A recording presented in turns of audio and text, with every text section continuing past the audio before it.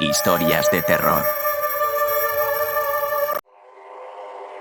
En una pequeña ciudad rodeada por un denso bosque, se erigía un antiguo manicomio abandonado llamado el Asilo de las Almas Perdidas. Durante décadas se había mantenido en silencio, sus ominosas paredes ocultando oscuros secretos del pasado. La leyenda contaba que, en el siglo XIX, el manicomio había sido dirigido por el enigmático Dr. Nathaniel Blackwood, un hombre obsesionado con la idea de comunicarse con el más allá. Un grupo de investigadores paranormales decidió desafiar la maldición del asilo y explorar sus pasillos olvidados. Entre ellos se encontraban Emma, una medium con una conexión especial con lo sobrenatural, Mark, un escéptico investigador de lo paranormal, y Lisa, una valiente camarógrafa que registraba cada momento de sus expediciones. Cuando entraron al asilo, una sensación de opresión envolvió el aire. Los pasillos desgastados crujían bajo sus pies y las sombras parecían moverse en las esquinas. Emma, con su don, percibía murmullos ininteligibles y susurros